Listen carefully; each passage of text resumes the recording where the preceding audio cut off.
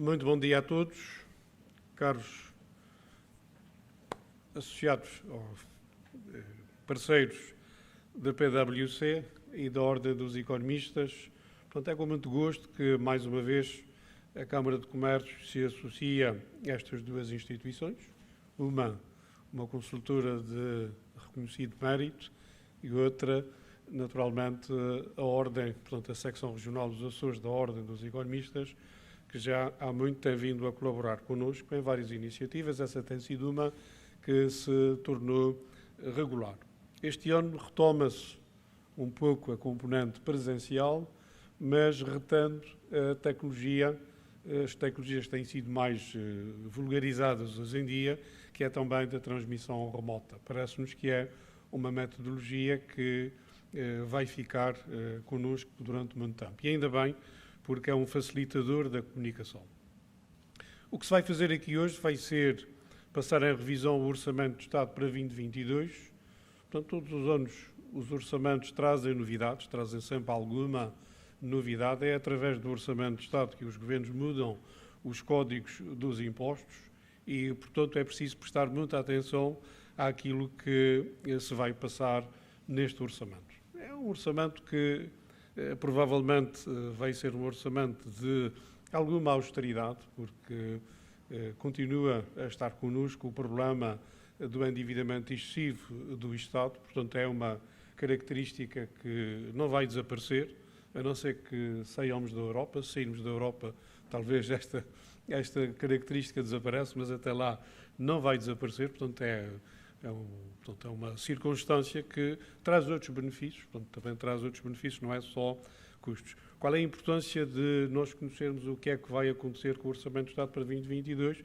É porque, efetivamente, marca muito as nossas vidas, marca muito a vida das empresas, portanto, e é para isso que nós estamos aqui, para nos esclarecermos, para que possamos aconselhar os clientes, no caso dos contabilistas e, no caso dos outros responsáveis também por outras instituições, para que saibam exatamente o que é que este Orçamento de Estado vai impactar nas nossas vidas. Portanto, da nossa parte, só mais uma vez, e para terminar, uma palavra de agradecimento à parceria PwC Ordem dos Economistas. Portanto, é uma coisa que nós podemos fazer com facilidade, fazemos e disponibilizamos este serviço a todos os empresários que se interessem por estas matérias. Portanto, é o nosso contributo para a informação, para que os nossos serviços sejam mais eficientes em prol das nossas empresas. Muito obrigado a todos, muito obrigado para aqueles que estão aqui presentes e muito obrigado também àqueles que nos acompanham por via remota. E votos de muito bons trabalhos. Muito obrigado.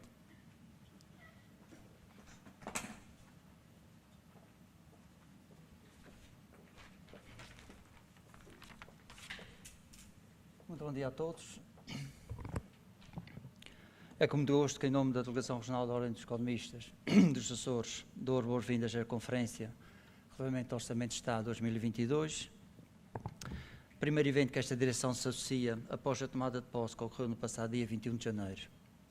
É com particular satisfação que estamos novamente juntos, depois de um interregno demasiado longo em função da pandemia que nos condicionou nos últimos 2 anos. Desta forma, agradecemos à PricewaterhouseCoopers a iniciativa e à Câmara de Comércio, da Câmara de Comércio de Ponta Delgada, a adesão desde a primeira hora, e aproveitamos para referir que estaremos sempre disponíveis para colaborar em todos os eventos que tratem temas importantes para os Açores. Em relação ao tema que nos traz aqui hoje, deixarei os esclarecimentos para os especialistas que se dispuseram a partilhar connosco os seus conhecimentos, obviamente, mas não posso deixar de referir o papel decisivo que a matéria fiscal tem nas decisões económicas de investimentos das pessoas singulares e coletivas, pelo que é com grande expectativa que aguardo as apresentações e a respectiva discussão. Por último, agradecemos a todos os participantes desta conferência, que de forma presencial, quer de forma remota, e temos muitos, e estou certo que estaremos todos muito mais esclarecidos sobre o orçamento no final desta manhã. Muito obrigado a todos.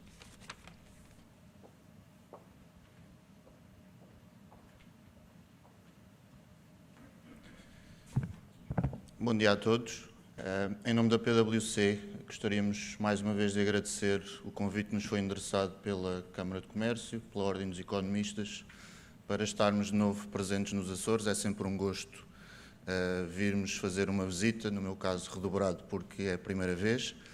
Esperemos que a sessão seja do vosso interesse, que saiamos todos mais esclarecidos no final desta sessão. Gostaríamos de agradecer desde já também o interesse e as questões que nos foram colocadas de antemão, que procuraremos também responder ao longo da manhã. Teremos as apresentações um bocadinho divididas também entre o presencial e o digital. Teremos connosco o nosso colega Bruno, que fará a sua apresentação através de Lisboa. E, no fundo, a agenda que trazemos para o dia de hoje, podemos dividi-la, digamos, em duas grandes secções. Procuraremos focar-nos nas alterações do Orçamento do Estado e também nas suas particularidades para a região autónoma dos Açores. Em primeiro lugar, na matéria de impostos, portanto, iremos abordar os impostos das empresas, impostos pessoais e depois impostos indiretos e sobre o património. E uma segunda secção, diria, um bocadinho desfasada daquilo que é a realidade fiscal, mas mais vocacionada para alterações que estão a acontecer no quadro laboral e que entendemos também serem de todo o interesse podermos divulgar às empresas. Começando então pelas medidas do orçamento que se focam no IRC, com uma primeira nota de que o IRC não traz grandes novidades neste Orçamento do Estado para 2022.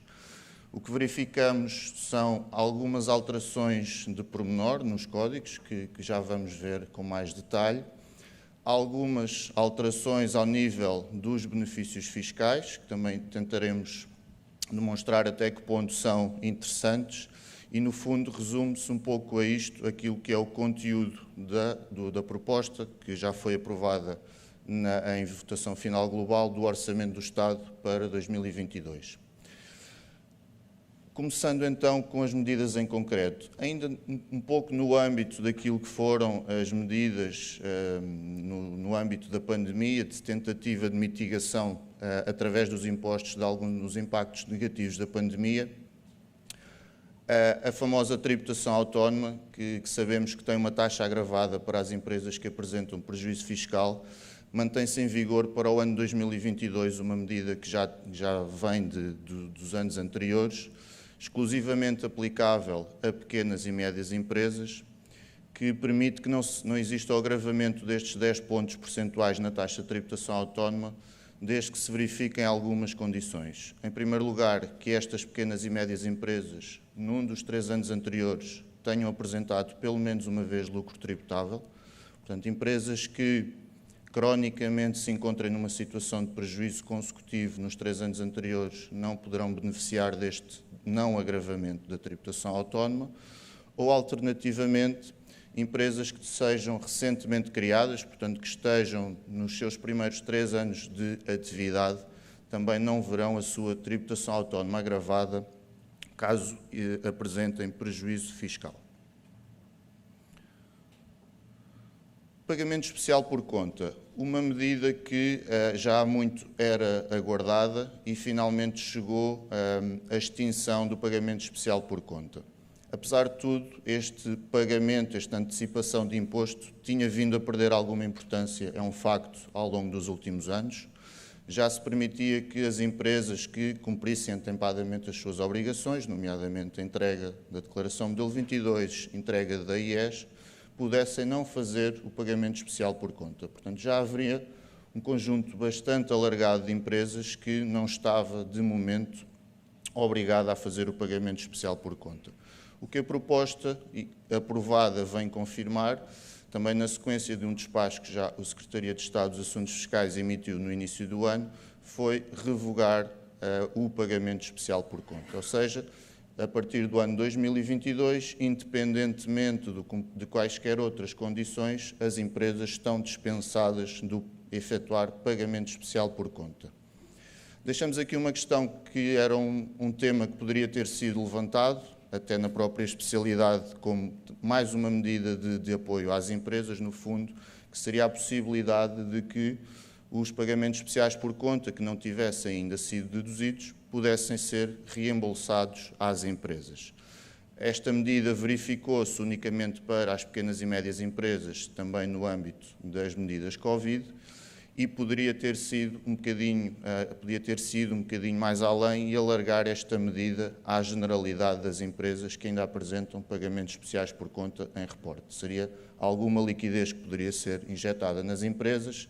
No entanto, tal não se veio a verificar. Resta às empresas que apresentem coleta, imposto a pagar para que possam recuperar os PECs que adiantaram nos anos anteriores, ou, alternativamente, não esquecer que, uma vez terminado o prazo de reporte dos pagamentos especiais por conta, terão sempre a possibilidade de solicitar o seu reembolso. Ao nível das taxas, ou melhor, das contribuições especiais, não temos nenhuma mudança, nem nenhuma revogação das contribuições que já existiam sobre determinados setores de atividade, setor energético, setor bancário, mais na área da saúde, dispositivos médicos e sobre a indústria farmacêutica. No entanto, é introduzida também uma nova taxa, uma nova contribuição sobre os recursos florestais.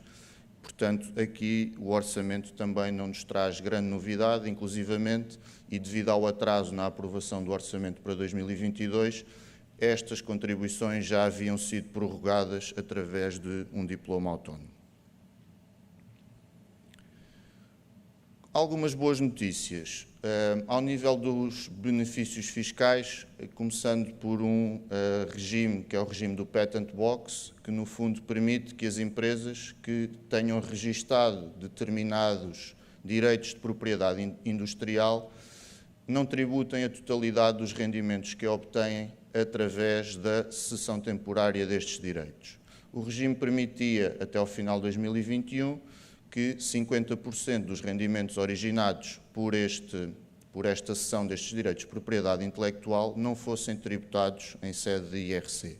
O que o orçamento para 2022 nos traz é, no fundo, alargar esta isenção e os 50% acabam por ser aumentados para 85%, ou seja, por exclusão de partes, apenas 15% destes rendimentos de utilização temporária destes direitos elegíveis é que serão sujeitos à taxa de IRC, o restante ficará, no fundo, isento de pagamento de IRC e não contribuirá para o lucro fiscal das empresas. Medida não tão positiva, mais uma vez, verificamos no Orçamento do Estado alguma tendência para que os contribuintes se controlem, no fundo, entre si, e esta medida foca-se, no fundo, em obrigar a que as empresas que pretendam deduzir os seus gastos, sejam eles quais forem, mas vocacionado normalmente para fornecedores que sejam nacionais, obriga a que, para que esses gastos sejam dedutíveis, que as empresas tenham que verificar, por um lado, se o seu fornecedor tem um NIF, um número de identificação fiscal válido, e adicionalmente que o seu fornecedor tenha entregue a declaração de início de atividade. Ou seja, exige ao cliente que tenha que fazer algum controle sobre o cumprimento das obrigações fiscais do seu fornecedor, fazendo uma breve validação no portal das finanças se o número de contribuintes daquele fornecedor já deu início à sua atividade. Caso não o tenha feito, é o cliente que acaba por ser prejudicado por esta situação, na medida em que não poderá deduzir os gastos que incorre para com esses fornecedores. Portanto, introduz-se aqui mais um mecanismo de controlo entre as próprias empresas, ao invés daquilo que são os controlos normalmente efetuados pela própria autoridade tributária. Entrando agora numa matéria um bocadinho mais interessante de benefícios fiscais, temos, no fundo, dois benefícios que um é, no fundo, recuperado e outro é prorrogado. Começando pelo incentivo fiscal à recuperação. No fundo, é um CEFEI com uma cara lavada, com uma nova nomenclatura. Em termos de requisitos, muitos deles são semelhantes àqueles que conhecíamos do CEFEI 2, que esteve em vigor essencialmente entre junho de 2020 e junho de 2021. No entanto, para além desta renomeação, o benefício tem aqui algumas alterações de detalhe que o tornam, infelizmente, não tão interessante quanto seria de esperar. Portanto, houve aqui quase uma operação estética a este benefício fiscal. Algumas coisas desta operação acabaram por não ser muito positivas, nem correram muito bem. As regras, como disse, são muito semelhantes ao CEFEI 2, portanto, este benefício pretende incentivar a aquisição, no fundo, de imobilizado, ativo fixo tangível e ativo intangível por parte das empresas. Serão elegíveis para este benefício os investimentos realizados no segundo semestre de 2022, portanto, começando a 1 de julho, terminando a 31 de dezembro. Mantém-se o limite máximo de despesas elegíveis de 5 milhões de euros. Continua também a existir, em termos de requisitos de elegibilidade, um impedimento durante o prazo de 3 anos de que as empresas não podem fazer nem despedimentos coletivos, nem por extinção do posto de trabalho, idêntico ao que conhecíamos do CEFEI. Novidade não positiva deste novo benefício fiscal. Para além desta proibição destas modalidades de despedimento, o impedimento das empresas distribuírem lucros, de distribuírem dividendos durante o prazo de 3 anos. Certamente esta é uma medida que fará com que as empresas pensem 2 e 3 vezes antes de quererem aproveitar do benefício. De facto, é um impedimento bastante relevante, o que poderá naturalmente tirar muita atratividade a este benefício fiscal. Portanto, esta é uma primeira crítica que podemos fazer, por assim dizer, a este novo incentivo fiscal. O que é que o benefício nos dá? Fazendo mais uma vez o paralelismo com o CEFEI 2. Tínhamos no CEFEI 2 uma dedução à coleta simples de 20% do investimento que fosse realizado. Este IFR traz uma mecânica diferente. Traz-nos 2 taxas. Uma primeira taxa chamada taxa base, que no fundo irá ser aplicável ao valor do investimento que seja realizado até à média dos investimentos idênticos realizados nos 3 exercícios anteriores. Mais uma vez aqui também alguma crítica a este mecanismo, porque as empresas terão que comparar os investimentos médios realizados durante 3 períodos de tributação completos, 12 meses, com aquilo que será o investimento realizado unicamente em 6 meses. Portanto, muitas empresas também, certamente, apenas poderão beneficiar desta taxa base dos 10%, uma vez que a taxa incremental dos 25% apenas será aplicável aos investimentos que excedam o valor médio dos realizados nos 3 exercícios anteriores. Certamente que haverão muitas empresas que passarão de um CEFEI que tinham direito a 20% e apenas agora poderão beneficiar desta taxa dos 10%, daí que o benefício, muito provavelmente, poderá não vir a gerar as poupanças fiscais que as empresas muito aguardavam e que também muito precisavam, e neste caso o benefício também não é assim tão interessante quanto seria desejável. Só uma nota também, o benefício é automático, continuamos neste caso a não ter nenhuma obrigação de candidatura perante nenhuma autoridade, portanto as empresas terão que fazer o seu trabalho de casa, no fundo, validar que todos os requisitos estão cumpridos e documentar-se adequadamente para poder incluir e aproveitar deste benefício fiscal.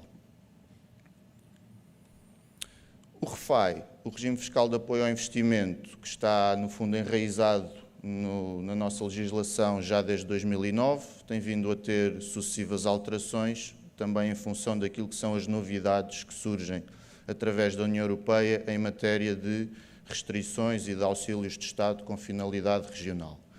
Aguardávamos todos a divulgação do novo mapa de auxílios que é comunicado à Comissão Europeia por Portugal para 2022 a 2027. Foi feita, de facto, essa atualização do mapa de auxílios e o RFAI acompanhou a sua vigência até ao final de 2027, tal como este mapa de auxílios de Estado. não existe qualquer alteração ao nível do regime fiscal de apoio ao investimento, seja das despesas elegíveis, seja dos prazos de reporte do benefício, seja da percentagem de benefício fiscal que é concedida às empresas e também aqui, eventualmente, poder-se ter ido um pouco mais além, porque olhando para os tais mapas de auxílio que vêm da Comissão Europeia, nomeadamente no caso da região autónoma dos Açores, vemos que a intensidade de auxílio, o valor máximo de auxílio que as empresas dos Açores podiam beneficiar, estava até ao final de 2021 em 45% e passou para 50% para este novo período 2022-2027. O REFAI podia ter acompanhado um bocadinho também esta tendência de aumento. Não é um facto, ou seja, as empresas que pretendam beneficiar do REFAI, digamos, isoladamente, sem qualquer complemento com incentivos financeiros, continuam a ter o benefício nos mesmos termos que tinham até ao final do ano passado. De facto, pode haver aqui algum incremento dos apoios para as empresas na medida em que o REFAI seja complementado com incentivos financeiros, uma vez que, conjugando as duas componentes, é agora permitido, então, que, no fundo, o somatório destas duas variáveis ascenda até um máximo de 50% dos investimentos realizados. Especificamente sobre a região autónoma dos Açores, e focando-nos no Orçamento Regional 2022, existe desde 99, portanto, com o regime fiscal das regiões autónomas e a adaptação do sistema fiscal para a região autónoma dos Açores, uma dedução por lucros retidos e reinvestidos que, no fundo, corresponde a uma dedução à coleta de determinados investimentos que sejam realizados. Em termos das percentagens, não há qualquer alteração, portanto, dependendo da ilha, a dedução à coleta pode oscilar entre 20% e 40%, e ao nível dos setores de atividade que são elegíveis. O Orçamento Regional também manteve alguma estabilidade em relação àquilo que tem vindo a ser os anos anteriores. Portanto, os setores elegíveis mantêm-se inalterados, vão desde o turismo à pesca, também energias renováveis. Portanto, no fundo, são estes os setores de atividade que continuam a ser elegíveis e aqui não se verifica qualquer alteração para 2022. E aqui terminamos, no fundo, aquilo que são os benefícios fiscais que já entrarão entrarão em vigor assim que o orçamento seja publicado em Diário da República. Ficou no orçamento uma autorização legislativa ao nível da criação de emprego. Esta autorização legislativa, no fundo, já vem repetida nos últimos orçamentos do Estado, terá que ser concretizada pelo Governo e o que se prevê é que possa haver, no fundo, a recuperação do benefício à criação de emprego, embora em moldes diferentes. O que conhecíamos do passado era uma majoração de gastos para efeitos de apuramento do lucro tributável. O que se prevê agora é que possa haver uma dedução à coleta para os gastos com remunerações que estejam acima do salário mínimo nacional. Mas, como digo, reforçando, não entrou ainda em vigor e terá que ser legislado pelo Governo. Algumas medidas mais de pormenor, novamente. A possibilidade para as pequenas e médias empresas de majorarem os gastos que terão que incorrer com a implementação do SAFT de contabilidade, faturação e do AT-CUD, particular relevância para o SAF de contabilidade, que mais uma vez foi adiada a sua utilização para preenchimento automático, nomeadamente da IES, e que só ocorrerá no próximo ano, foi adiado mais uma vez. As empresas, PME, poderão majorar os gastos que ainda incorram neste exercício com a implementação destes sistemas. Mecenato cultural, também a possibilidade de haver uma majoração adicional em 10 pontos percentuais para determinados projetos de âmbito cultural, também uma replicação de algo que já vinha de anos anteriores, o mesmo para as Jornadas Mundiais da Juventude e para as comemorações do centenário, quinto centenário da circunnavegação, continuam a ter uma majoração específica prevista no orçamento para 2022. E eram estas as medidas que gostaríamos de vos apresentar em matéria de IRC, Impostos das Empresas. Não sei se alguém tem alguma questão, eventualmente no final também temos um espaço dedicado a perguntas e respostas e poderemos condensar no fundo no final essas questões, caso as tenham. Muito obrigado e passo a palavra ao Bruno, que se encontra remotamente em Lisboa e que fará a apresentação em matéria de IRS e impostos pessoais. Muito obrigado. Ora, muito bom dia a todos. É um gosto estar aqui nesta apresentação para falar das alterações em IRS. É com muita pena minha que não estou presencialmente convosco. Deve-se ao facto de, passado mais de 2 anos, a Covid me ter apanhado e, portanto, me ter impedido de fazer esta viagem, portanto, tive de ficar em isolamento, mas certamente teremos outras oportunidades e será com muito prazer que estarei presencialmente, até porque gosto imenso dos Açores e é sempre com muito gosto que viajo para os Açores.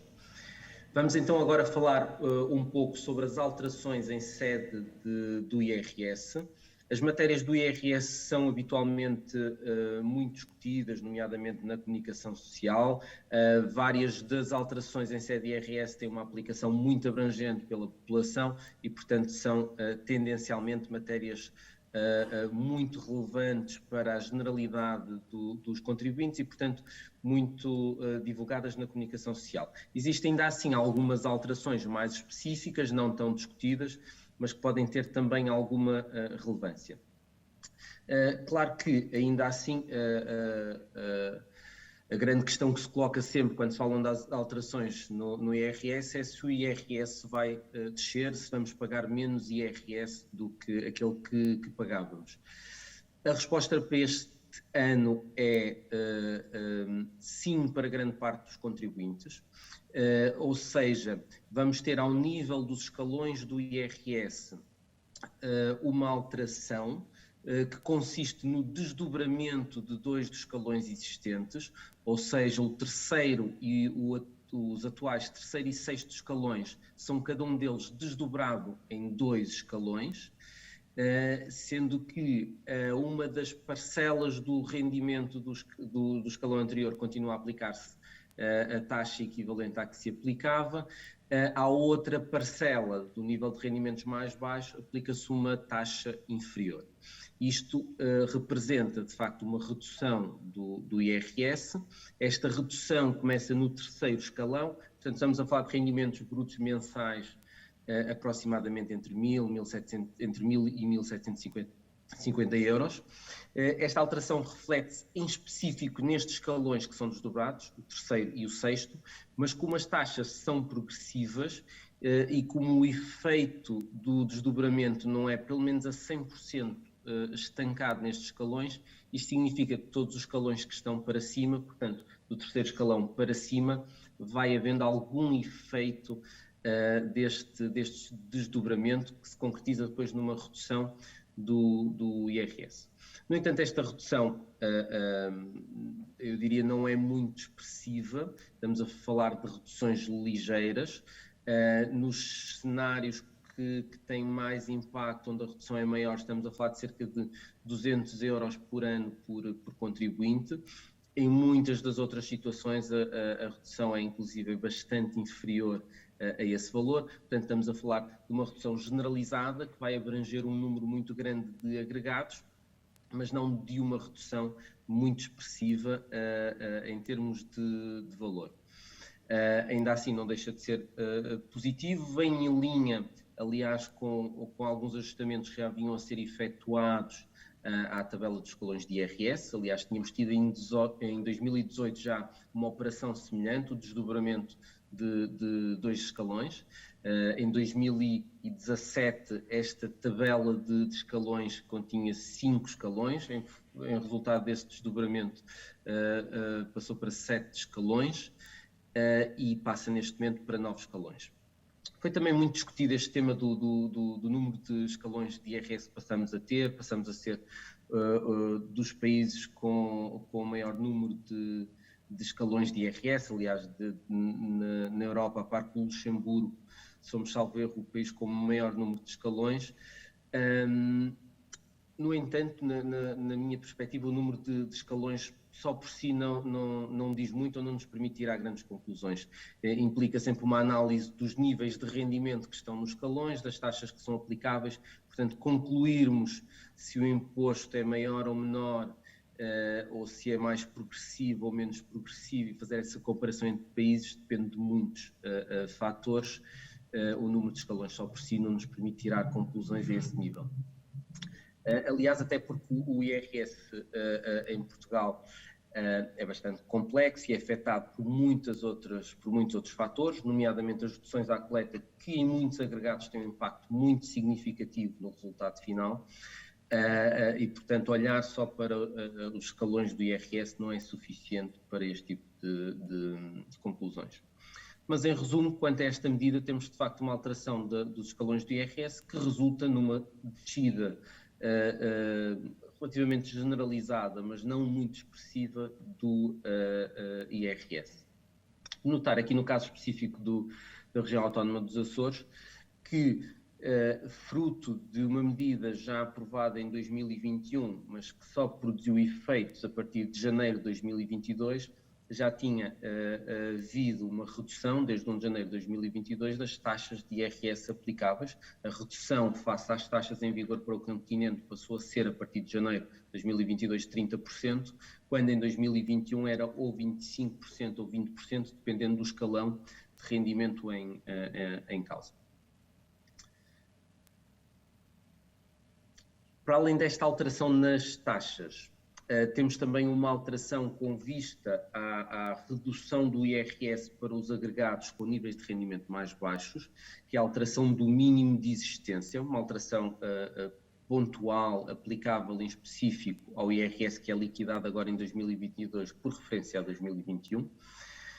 O mínimo de existência é aquele valor a partir do qual os agregados não pagam mais IRS, ou seja, os agregados não vão ficar com rendimento líquido inferior a este mínimo de existência por causa do IRS. Se for esse, se o IRS levasse a um valor inferior a esse montante, então não se cobre IRS, o IRS fica limitado naquele momento.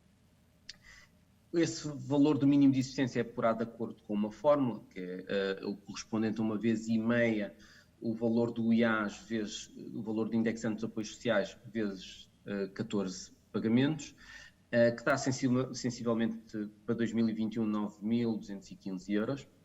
E o que se estabelece aqui é que temporariamente, aliás, a medida que já tinha sido aplicada no passado, mas com um valor diferente, temporariamente, portanto,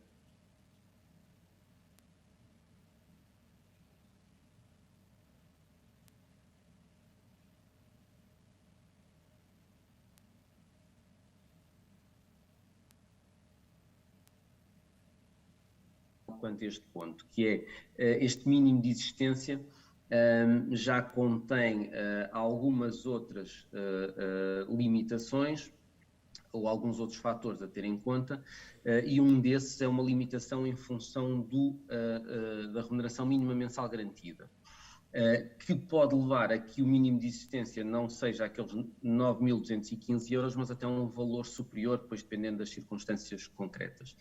E que no caso da região autónoma dos Açores, e tendo em conta a remuneração mínima mensal garantida na região autónoma dos Açores, resulta em que o mínimo de existência em vigor já é superior ao valor que resulta da fórmula normal. E, portanto, podemos ter muitas situações em que, na verdade, no caso específico da região autónoma dos Açores, este acréscimo de 200 euros não venha, no fundo, representar nada, não venha representar um aumento do mínimo de existência, porque o mínimo de existência já estava em valores diferentes daqueles que seriam os resultantes da fórmula normal, por causa da associação à remuneração mínima mensal garantida.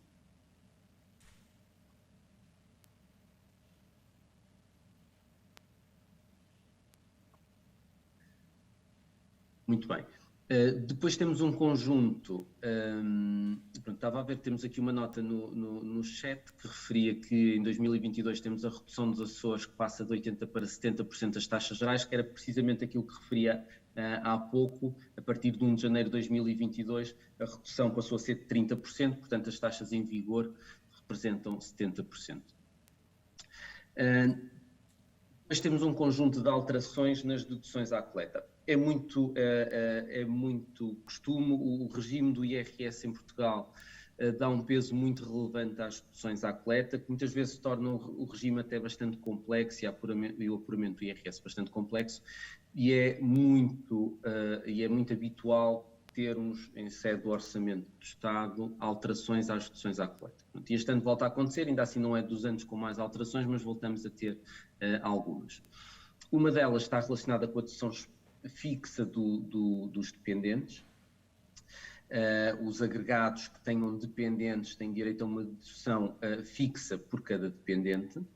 Essa dedução é atualmente, por regra, de 600 euros. No entanto, este valor de 600 euros pode ser aumentado em algumas circunstâncias. E essas circunstâncias são primeiro, se o dependente tiver idade igual ou inferior a 3 anos, e nesse caso a dedução passa a ser de 726 euros, ou então em agregados que tenham mais do que um dependente, e aí a dedução para os dependentes com idade igual ou inferior a 3 anos é de 900 euros. Os dependentes que tenham idade superior a 3 anos têm a dedução de 600 euros. O que se vem agora estabelecer é que para os agregados com mais do que um dependente, caso os dependentes tenham entre 4 e 6 anos, idade superior a 3 anos e igual ou inferior a 6 anos, a dedução à coleta é de 750 euros. Portanto, um acréscimo de 150 euros para os dependentes entre os 4 e os 6 anos.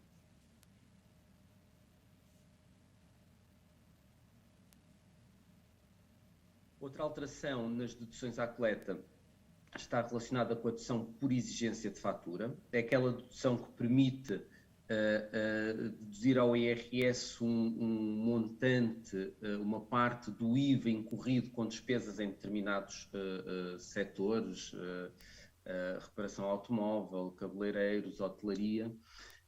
Uma das despesas elegíveis para essa dedução, que já era elegível para essa dedução, era a dos encargos com medicamentos de uso veterinário, e nesse caso o montante dedutível era de 22,5%, que era por acaso diferente das restantes despesas elegíveis para esta dedução, e a alteração prevista é que neste caso a dedução passe de 22,5% para 35% do montante do IVA suportado.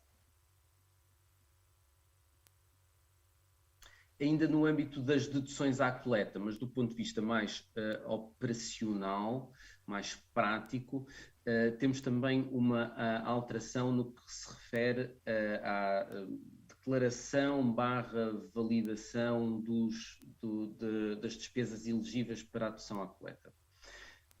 O que tínhamos, deduções à coleta ou até deduções no âmbito das atividades empresariais. O regime atual prevê a validação das despesas, como sabemos, no mês de fevereiro, no portal e-fatura. Depois dessa validação, a autoridade tributária publica no mês de março, no portal das finanças, o montante das deduções à coleta que foram apurados com base naquelas despesas e que serão depois considerados na declaração de IRS. E a legislação prevê um prazo de reclamação desses montantes que são publicados no portal das finanças. Ou seja, os contribuintes podiam até ao final de março reclamar desses valores. Quando este regime foi criado, foi na expectativa de que as deduções à coleta passassem a ser apuradas de forma totalmente automática e, no fundo, fora do processo da declaração de IRS, e depois eram consideradas automaticamente na liquidação de IRS. A verdade é que existe uma série de dificuldades práticas de o fazer totalmente fora da declaração de IRS, desde logo, por exemplo, as despesas com substanciam deduções à coleta e que tenham sido incorridas fora de Portugal e, portanto, não constam do sistema da autoridade tributária. Isso tem levado a que todos os anos tenha sido criada, até à data, tenha sido criada a possibilidade de, na própria declaração de IRS, serem corrigidos os valores das despesas, das deduções à coleta. Portanto, na verdade, acabávamos por ter um regime em que os contribuintes podiam reclamar daqueles valores até 31 de março, mas podiam também alterar os valores nas declarações de IRS. E, portanto, esta reclamação acabava por perder o efeito ou o interesse. Portanto, e o que se prevê, o que se assume daqui para a frente, no fundo, é que estas correções passam a ser feitas na declaração de IRS, portanto, deixa de se aplicar este prazo para reclamar dos valores de deduções à coleta que constam do sistema. No fundo, essa reclamação, essa correção dos valores passa a ser feita no âmbito da declaração de IRS, como aliás tem sido feito, tem sido possível fazer até à data.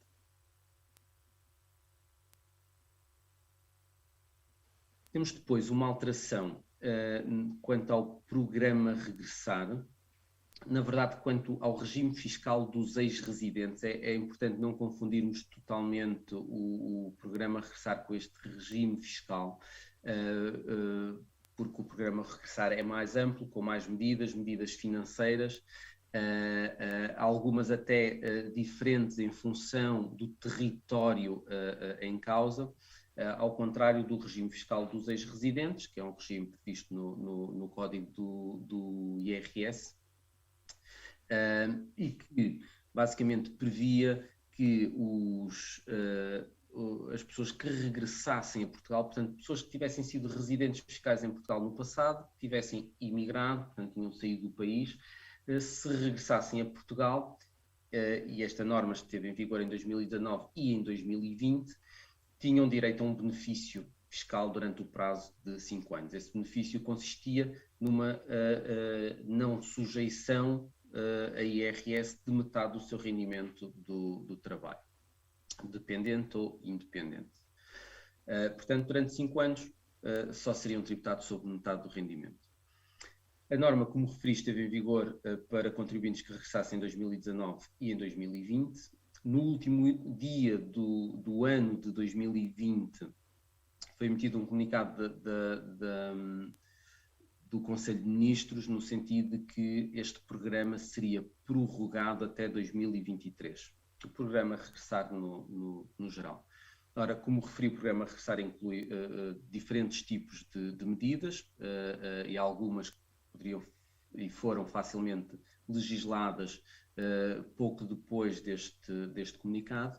No entanto, o regime fiscal que está associado, o regime fiscal dos ex-residentes, implicava uma alteração do Código de IRS, portanto um processo legislativo mais complexo.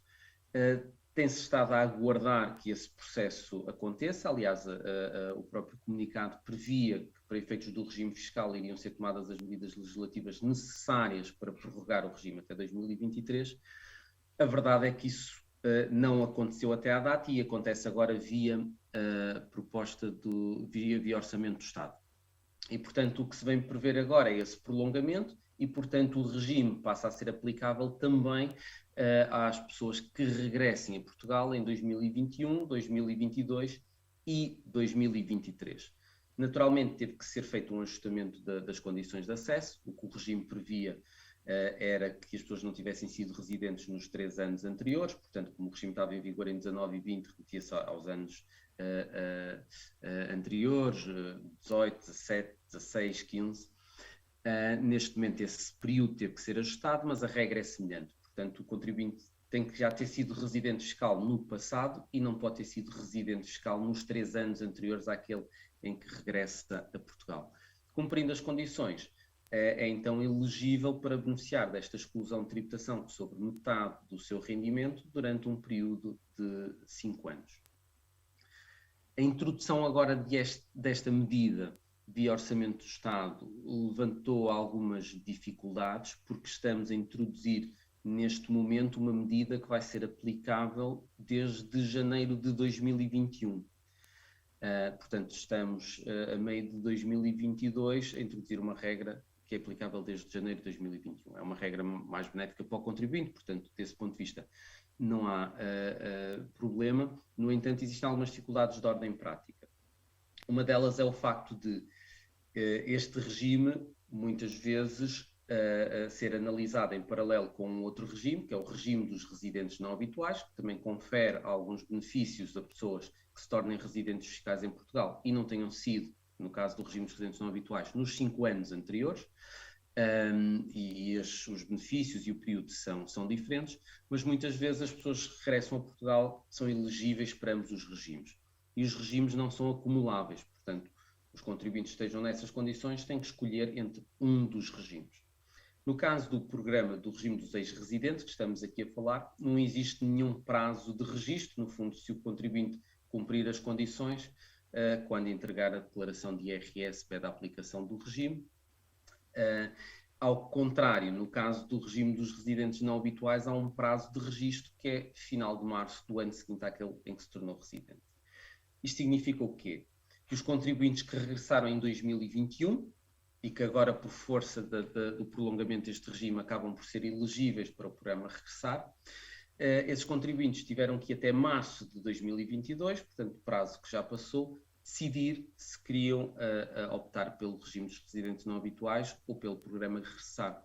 E alguns terão, possivelmente, com receio de que o regime dos ex-residentes não fosse efetivamente prolongado, optado pelo programa Regressar, pelo regime dos residentes não habituais dentro do prazo. E isso estava a excluí-los automaticamente da possibilidade de agora beneficiarem do regime dos ex-residentes. E, portanto, conjuntamente com o prolongamento do regime, aparecem algumas medidas, mais do ponto de vista prático e para colmatar estas questões, que permitem que estes contribuintes, excepcionalmente, possam, no fundo, cancelar a opção que fizeram anteriormente e, se tiverem mais interesse pelo regime dos ex-residentes, optar então pelo regime dos ex-residentes. Outra dificuldade de ordem prática aqui está relacionada com o prazo da entrega das declarações de IRS, portanto esta norma aparece agora já no final do prazo portanto, provavelmente das duas uma, ou a autoridade tributária suspende estas liquidações, ou então estes contribuintes vão ter que corrigir as liquidações, as declarações de IRS apresentadas mais à frente. É um programa muito interessante, com um benefício muito interessante e que tem sido em conjunto com o regime dos residentes não habituais, um programa que tem apoiado ao regresso de muitas pessoas a Portugal. Outro regime também interessante que foi colocado em vigor em 2020 foi o IRS Jovem, um regime com o intuito de apoiar os jovens que entram no mercado de trabalho e, de forma muito sumária, este regime prevê uma exclusão de tributação parcial de uma parte do rendimento durante um período de 3 anos para os jovens entre os 18 e os 26 anos que tenham terminado um ciclo de estudos e comecem a trabalhar. O que temos agora no âmbito do Orçamento de Estado para 2022 são algumas alterações, no sentido até de alargamento deste regime.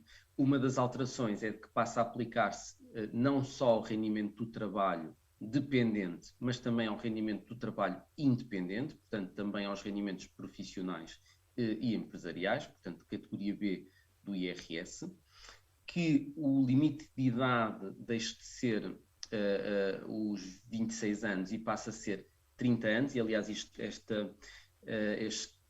esta idade sofreu já uma alteração agora na discussão do orçamento na especialidade, portanto passa a ser 30 anos quando o ciclo de estudos que está a ser concluído seja um doutoramento. Portanto, os 26 anos eram curtos para quando estamos a falar de um doutoramento e, portanto, quando o ciclo de estudo seja um doutoramento, a idade elegível é 30 anos. Para além disso, o benefício, já vemos melhor depois em que medida, mas o benefício que é atribuído por este regime deixa de ser durante 3 anos e passa a ser durante 5 anos. E depois prevê-se ainda a possibilidade de que o gozo do regime não tenha que ser em anos seguidos, possa ser em anos interpolados e, portanto, alargando-se a idade de gozo do regime até aos 35 anos. Em termos do benefício, como referi, passamos a ter 5 anos de benefício. Nos 2 primeiros anos, o benefício consiste numa exclusão de tributação de 30% do rendimento bruto. No 3º e 4º ano, uma redução de 20% do rendimento bruto e no 5º ano, uma redução de 10%. Estas reduções têm limitações, que são estas também aqui apresentamos, portanto, nos 2 primeiros anos, 7,5 vezes o indexante de apoios sociais, no 3º e 4º ano, 5 vezes o indexante de apoios sociais e no último ano, no 5º, 2,5 vezes o indexante de apoios sociais. Portanto, são aquelas percentagens do rendimento que não estão sujeitas à tributação, mas com estes limites. É também estabelecido que a autoridade tributária vai passar a indicar na própria declaração de IRS, via pré-preenchimento, se o contribuinte é ou não é elegível para este regime, portanto, ajudando aqui os contribuintes também na identificação da aplicação do regime.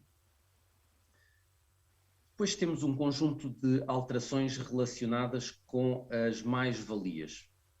Uma delas, e que foi muito discutida, uma medida, diria, bastante polémica, ou que levantou bastante polémica e continuará provavelmente a fazê-lo nos próximos tempos, está relacionada com o englobamento obrigatório das mais-valias. As mais-valias de valores mobiliários e participações sociais. As mais-valias são, neste momento, tributadas, por regra, à taxa fixa de 28%, com a possibilidade de englobamento. Ou seja, o contribuinte pode optar, se lhe for interessante, em juntar este saldo de mais-valias ao restante rendimento e tributá-lo às taxas marginais de IRS. Mas é uma opção, esse englobamento não é obrigatório. O que é agora estabelecido é que quando os títulos tenham sido detidos por um período inferior a 1 ano, a 365 dias, e se o contribuinte estiver no último escalão do IRS, portanto 75.009 euros de rendimento, então o englobamento passa a ser obrigatório. Portanto, os contribuintes que estiverem nestas circunstâncias têm que obrigatoriamente englobar este saldo positivo das mais-valias, que vai ser tributado às taxas marginais do IRS. E é estabelecido, como estamos a meio do ano, e o saldo das mais-valias deverá ser à partida apurado no final do ano, e é um tema que, aliás, já levantou bastante discussão há uns anos atrás, quando tivemos também alterações a meio do ano nas mais-valias. A decisão neste momento foi de que esta nova regra se aplica apenas a partir de 1 de janeiro de 2023. Portanto, a partir de 2023 passamos a ter o englobamento obrigatório das mais-valias quando os contribuintes se encontrem nestas circunstâncias. A norma, tal como está criada, tem algumas, diria eu, algumas questões, no mínimo discutíveis do ponto de vista técnico, e provavelmente antecipo que seja uma norma que vai levantar bastante discussão e litigância nos próximos anos, e diria que é muito possível que nos próximos anos tenhamos novamente alterações a esta norma. Ainda no âmbito das mais-valias, é introduzida uma obrigação para as entidades financeiras de comunicação aos seus clientes dos detalhes necessários para que sejam reportadas as mais-valias na declaração de IRS, e como as mais-valias devem ser apuradas de acordo com o critério first in, first out, ou seja, são vendidas primeiro aquelas que foram adquiridas há mais tempo, e como este critério estava estabelecido é que fosse apurado de acordo com todos os títulos que cada contribuinte tinha, e portanto isso podia incluir títulos de várias entidades financeiras, como agora se exige às entidades financeiras que disponibilizem esses detalhes, então necessariamente este apuramento passa a ter que ser feito por entidade financeira e não considerando a generalidade dos títulos detidos pelo contribuinte. Portanto, são duas outras alterações, o tal método first in, first out passa a aplicar-se por referência a cada uma das entidades financeiras, e estas entidades ficam agora obrigadas a comunicar estes detalhes aos contribuintes. Portanto, entrega de uma declaração aos contribuintes com os detalhes até 20 de janeiro do ano seguinte. Por fim, no que toca às mais-valias, uma outra alteração que está relacionada com o custo de aquisição de valores mobiliários adquiridos por doação. E o que se vem estabelecer é uma regra semelhante à que já existia para os imóveis, ou seja, em situações que estamos a vender um valor mobiliário que adquirimos por doação, o valor de aquisição que vai ser considerado para efeitos de apuramento da mais-valia não é o valor que este bem tinha quando me foi doado, quando o recebi, mas sim o que tinha 2 anos antes. É uma regra semelhante à que já existia para os imóveis, foi introduzida nos imóveis com o intuito de evitar situações em que a doação existisse apenas para subir o valor de aquisição do imóvel e diminuir a mais-valia. No caso dos valores mobiliários, pela natureza em causa, do que está em causa, que é substancialmente diferente às situações dos bens imóveis, parece-me que esta alteração é bastante mais questionável e discutível, mas a partir de agora passa a ter que se considerar o valor que aquele bem tinha 2 anos antes da doação. Depois temos aqui um conjunto de alterações que foi introduzida já na discussão na especialidade, relacionadas com as estruturas fiduciárias, habitualmente designados de trusts, uma figura não muito comum no regime jurídico português, mas que ainda assim tem relevância para efeitos fiscais em Portugal, porque podemos ter em Portugal muitos residentes que tenham, que estejam de alguma forma, participem de alguma forma neste tipo de estruturas ainda constituídas fora de Portugal. E de forma muito sucinta, prevêem-se 3 alterações a este nível. Uma delas é que passe a tributar-se enquanto mais-valia as situações em que existe uma cessão onerosa da posição de beneficiário neste tipo de estruturas. Prevê-se também que se consideram obtidos em território português as mais-valias resultantes da cessão onerosa de direitos sobre estas estruturas, quando o valor resulta direto ou indiretamente em mais do que 50% de bens imóveis ou direitos reais sobre bens imóveis localizados em território português. Também vem replicar normas que já tínhamos semelhantes, mas noutros contextos. E depois estabelecer que para aferirmos o território onde está localizada esta estrutura fiduciária, temos que olhar ao território onde está sediado, onde é residente o administrador fiduciário, atualmente designado por trustee. Para terminar, duas autorizações legislativas. Portanto, estabelece o Orçamento de Estado para 2022 que o Governo fica autorizado a legislar relativamente ao regime das startups, não só no sentido de ser introduzido um conceito legal de startup para depois aplicação do regime, e de rever e alterar no sentido de alargar e de tornar mais atrativo o atual regime fiscal para os ganhos de planos de ações atribuídos aos trabalhadores de startups. Este tipo de rendimentos no contexto das startups é um rendimento muito relevante, com peso muito significativo. Muitas vezes os trabalhadores nas startups estão remunerados com uma participação na empresa, com a expectativa de que exista um crescimento e de que resultem em retornos significativos. A outra alteração legislativa é no sentido de introduzir deduções ambientais em sede de IRS que se operacionalizem via dedução de uma parte do IVA incorrido, definindo já que o valor global máximo dessa dedução atleta deverá ser de 500 euros por agregado familiar, e indicando que estarão relacionadas com questões como a eficiência térmica, hídrica e produção de energias renováveis. Já tivemos no passado deduções equivalentes e, portanto, trata-se de voltar a introduzir deduções ambientais no âmbito do IRS.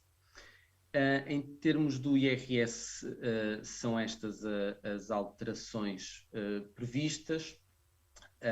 Espero que não tenha sido muito maçadora esta apresentação. Agradeço a vossa atenção. Creio que temos uma parte para questões no final da sessão. Creio que de seguida temos o o coffee break, o intervalo. No entanto, se quiserem colocar já alguma questão, também estou à disposição. Se não, ficam então para o final da sessão. E agradeço a atenção a todos.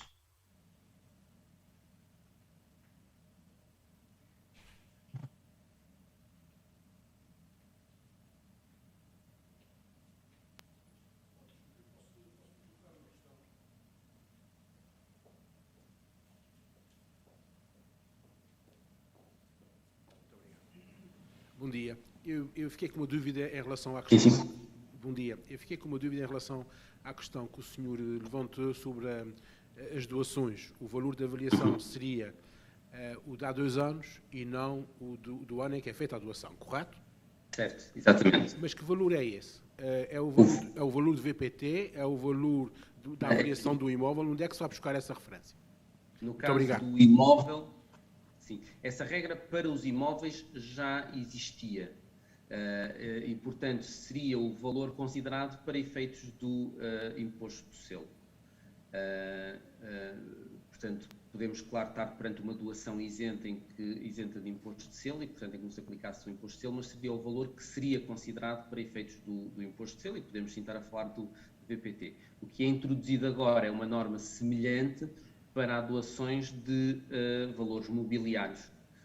E, portanto, a regra semelhante vai-se buscar o valor que seria considerado para efeitos de imposto de selo 2 anos antes. Não sei se tem mais alguma questão. Se tiverem, podemos discuti-la já.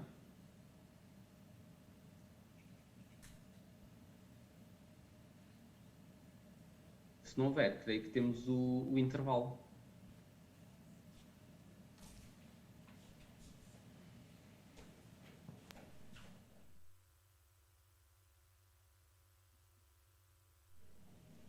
Acho que já estamos todos. Portanto, cabe-me a minha honra de prosseguir com a apresentação, falando aqui das principais alterações em sede de impostos indiretos. Desde já vos digo que as alterações foram muito poucas e, portanto, provavelmente a minha apresentação será a mais curta de todos os elementos. Começamos pelo IVA e, em concreto, sobre as alterações relativamente às taxas. A proposta de lei, e agora a lei final, porque houve aqui uma pequena alteração, propõe as seguintes alterações de taxas intermédias ou taxa normal para taxas reduzidas. A primeira, produtos semelhantes a queijo feitos à base de cereais, frutas, legumes ou produtos hortícolas. Serviços de reparação de aparelhos domésticos. Não me questionem o que é que devem ser considerados aparelhos domésticos para efeitos da aplicação da taxa, porque à data de hoje nada existe. Portanto, diria que é expectável que, após a publicação da Lei do Orçamento, seja publicado um ofício circular por parte da Autoridade Tributária no sentido de clarificar a aplicação desta nova norma. Produtos de higiene menstrual, a maioria destes produtos já era tributada à taxa reduzida, mas parece que havia uma franja que permanecia na taxa normal e, portanto, digamos, há aqui uma equiparação e uma tentativa de tributar tudo à taxa reduzida.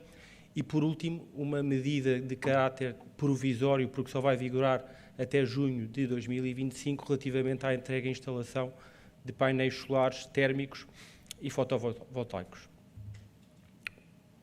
Depois, ao nível das obrigações declarativas, passa a haver uma harmonização naquilo que é o prazo para a entrega da declaração periódica. Se bem se recordam, é difícil dizer à data de hoje, porque com as medidas do Covid constantemente foram sendo prorrogadas as datas, mas o que o Código do IVA ainda prevê é dia 10 do segundo mês seguinte para as declarações mensais, dia 15 do segundo mês seguinte para as declarações trimestrais. Assim que o orçamento entrar em vigor, passa a haver uma única data, que é o dia 20. Portanto, há aqui um alargamento do prazo, parece uma medida positiva. No que respeita ao pagamento do imposto, terá que ser feito até o dia 25. Uma nota que não está nos slides, mas que também me parece relevante, diz respeito à entrega do fecheiro SAFT da faturação. Até à data de hoje, se bem se recordam, o fecheiro deve ser submetido até o dia 12 do mês seguinte. Esse prazo vai ser encurtado para dia 5. Acho que era uma pergunta que tinha vindo lá de casa e, portanto, antecipo já a resposta. Mas mesmo assim não tenham problemas à semelhança do que o Vítor e o Bruno já fizeram, vão questionando ou questionem no fim se tiverem alguma dúvida. Depois, ao nível das isenções, são 3. Uma delas já existia, o que aqui é uma pequena alteração, mas se calhar começava pela primeira e pela terceira, primeiro e terceiro bullet. Não é uma invenção do legislador português, ou seja, são medidas que decorrem da publicação de diretivas comunitárias. A primeira, infelizmente, vem digamos, na sequência do período em que vivemos, e há uma nova isenção relativa a despesas relacionadas com o esforço de defesa, e a outra, também infelizmente, pela época que ainda vivemos, se calhar de menor atenção ao Covid, mas ainda assim continua a existir, portanto, tudo o que sejam entregas relacionadas com o Covid para a Comissão Europeia e, por outro lado, esta provisória até ao final do ano, relativamente a dispositivos médicos para diagnóstico in vitro e das vacinas para a prevenção ou tratamento do Covid, bem como os serviços com ele relacionados. Esta última, relativamente às transmissões gratuitas de donativos, era uma regra que já existia, relativamente à entrega, beneficia da isenção dos donativos, e depois, não raras vezes, o que acontece é eu entrego um donativo e recebo alguma coisa em troca. Já havia aqui um certo benefício relativamente aos serviços que podiam ser prestados em troca quando eu entrego esse donativo, com uma limitação do 10% do valor. O que houve aqui foi um incremento para 25%. Parece-me uma medida também positiva. Depois, autorizações legislativas. Recordo, autorizações legislativas, na prática, ainda não é uma medida fixa. O Governo até ao final do ano, autorizado a legislar sobre estas matérias, podendo não o fazer. E o que é que temos? Uma medida de simplificação relativamente às pessoas, normalmente às pessoas, aos particulares, que optam por instalar painéis fotovoltaicos nas suas casas e que, não tendo a capacidade de consumir ou autoconsumir toda a energia que é produzida, acabam por injetar na rede o excedente. À data de hoje, o que acontece é que, fazendo-o, há um conjunto de obrigações declarativas, nomeadamente em sede de abertura de atividade, emissão de faturas, entrega de IVA, entrega de declarações periódicas, que, digamos, afasta quase a possibilidade de injetar a energia na rede. Então, pendente ainda de uma autorização por parte do Conselho Europeu, vai tentar criar-se um mecanismo de autoliquidação. O que é que isto significa? Que, caso eu venha a injetar a energia na rede, em vez da obrigação de liquidação de imposto recair na minha esfera, que é a regra geral do IVA, não é? Quem presta um serviço ou transmite um bem é o sujeito passivo do imposto, tecnicamente falando, ou seja, tem que entregar o imposto ao Estado. O que esta medida prevê é a possibilidade de vir a ser aplicado o regime de autoliquidação, ou seja, é uma inversão do ónus e quem passa a ser o sujeito passivo de imposto é o adquirente da energia, portanto, há de ser o distribuidor, dependente da autorização do Conselho Europeu, como já tinha referido. Por último, em sede de autorizações legislativas, está ainda previsto uma possibilidade de alargar o âmbito da taxa reduzida de IVA para utensílios concebidos para pessoas com deficiência. Parte destes produtos já são à data de hoje tributados à taxa reduzida, o que se pretende é abranger um maior número de produtos. Em sede de outros impostos indiretos, ao nível dos IECs, o que se denota é um aumento generalizado da tributação em 1%. Não temos na apresentação, mas ao nível do IUC e do ISV verifica-se exatamente a mesma tendência, porque é 1%, porque era a inflação expectável ainda o ano passado, quando foi publicada a primeira proposta de Orçamento de Estado, que entretanto, como todos sabemos, não passou. Manteve-se, não é? Sabemos que nos dias que correm a inflação que é expectável não corresponde a este valor, portanto, por aqui também acaba por ser positivo. Outra medida que também decorre da época em que vivemos está relacionada com uma isenção de ISP em fontes de energia renovável e esta que resulta, digamos, dos aumentos sucessivos do preço dos combustíveis, deixou de existir, pelo menos até ao final do ano, o adicional do ISP para a gasolina e para o gasóleo. Por último, uma alteração ao abrigo de um programa denominado Um Portugal Mais Verde, que determina o quê? um aumento da tributação em diversos produtos que são utilizados na produção de eletricidade, ou seja, de certa forma é uma medida que tenta que haja uma maior transição para as energias verdes e tentar, de certa forma, se possível, não é? Continuar a incorrer neste tipo de energias mais poluentes. E da minha parte era só mesmo isto. Não sei se alguém tem alguma questão para me colocar. Não? Boa. Venha daí.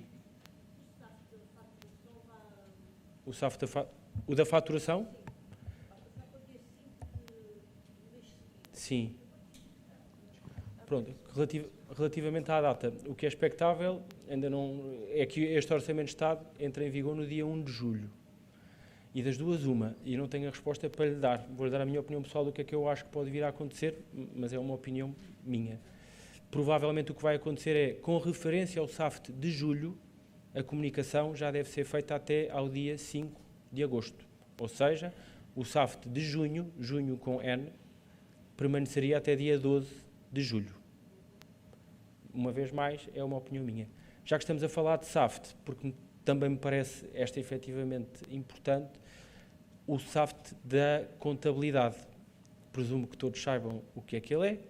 A obrigação de o ter já existe à data, mas todos nós sabemos que o caminho é que o SAFT da contabilidade passe ele também a ser comunicado à autoridade tributária, até porque vai permitir o preenchimento da declaração anual. Já devia ter acontecido. O que se prevê agora é que isto só venha a acontecer em 2024, com referência ao SAFT de 2023. Isto não significa, e aqui é um conselho nosso, que dormamos na praia, e perdoem-me a expressão, porque o SAFT da contabilidade tem muitos mais desafios que o SAFT da faturação. Primeiro porque é um fecheiro com uma dimensão completamente diferente, que incorpora todos os movimentos da contabilidade. Em termos de estrutura é uma coisa também completamente diferente e como tal, o primeiro passo é ver se o vosso sistema já está preparado para a extração do SAFT da contabilidade e, se estiver preparado, se ele está a cumprir com todo o normativo em termos de estrutura, acima de tudo. O conteúdo, obviamente, também é muito importante. Mas porquê é que eu falo da estrutura? Porque, segundo o que temos vindo a falar com a autoridade tributária, à semelhança do que já acontece com o SAFT da faturação, o primeiro teste que vai ser feito é, ao comunicar o SAFT da contabilidade, se a estrutura não estiver de acordo com a portaria, ele não é comunicado. E não sendo comunicado, eu não vou conseguir submeter a IES. E não submetendo a IES significa que eu não vou estar numa posição de total cumprimento das minhas obrigações declarativas. E obviamente que isto é uma bola de neve e, eventualmente, e parece-me que aqui no caso da região autónoma é bastante importante, porque há alguns apoios que as vossas empresas beneficiam que estão dependentes de ter uma situação fiscal completamente regularizada. E se eu não consigo submeter uma IES, eu não tenho a situação fiscalmente totalmente regularizada. Ou seja, não esperem por 2023 para carregar no botão de extrair o SAFT da contabilidade, porque podem ter uma surpresa desagradável. E temos tido muitos clientes com os quais trabalhamos que dizem temos tudo bem, quando pedimos para enviar o fecheiro, normalmente a resposta é afinal não conseguimos extrair. Está bem? Portanto, aqui era mais um conselho. Eu sei que ainda faltam 2 ou 3 anos, mas não sejamos portugueses à nossa boa maneira e tentemos antecipar o tema, está bem? Mais alguém tem questões? Nesse caso, passava aqui a palavra à Catarina, que vai falar sobre impostos sobre o património. Muito obrigado. Desculpem, há aqui uma coisa que eu queria dizer, até tinha posto o caderno e agora passou-me completamente. Nós viemos falar do orçamento, mas como eu tinha tão poucas coisas para dizer, andei aqui à pesquisa do que é que seria interessante para vos contar. Queria só dar uma nota, e desculpa, Catarina, relativamente à lei 10A 2022, que foi publicada em 28 de abril, que já está em vigor, que determina, para além da suspensão dos limiares mínimos de ISP por causa do tema da flutuação dos preços dos combustíveis, uma isenção de IVA relativamente às transmissões de quê? Adubos, fertilizantes, corretivos de solo e produtos para a alimentação de gado e outras aves e animais, quando utilizados em atividades de produção agrícola. Não sei se estavam a par desta lei, mas atenção, porque em termos de tesouraria ela é muito importante, porque o IVA para os operadores económicos é neutro, não é? Porque eu deduzo e é tranquilo. mas efetivamente esta isenção vai estar em vigor até ao final do ano e foi de certa forma uma medida de alívio, não da carga fiscal, mas sim da tesouraria, e portanto se ainda não soubessem dela, acho que era uma nota importante que eu queria deixar, está bem? E agora sim, se não houver questões, que não há, passo a palavra à Catarina. Obrigado.